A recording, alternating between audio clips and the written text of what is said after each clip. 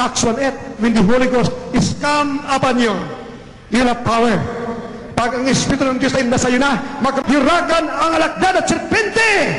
Lahat ng uri ng kahoy na mabantad Diyos, hiragan mo. Sa anong paraan, hindi ka mapapahamak sa pangalan ni Jesus. Ipatong mo kami mo sa masakit, gagawin may sakit. Hallelujah, lasunin ka.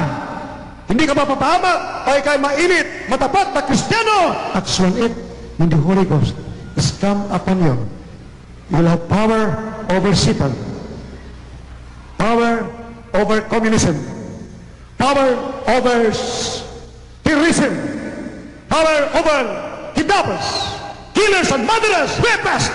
You have power against Satan. You can take the serpents and the scorpions and over all the powers of the enemy, and nothing shall find hurt you, because you belong to the church of the living God, the kingdom of God.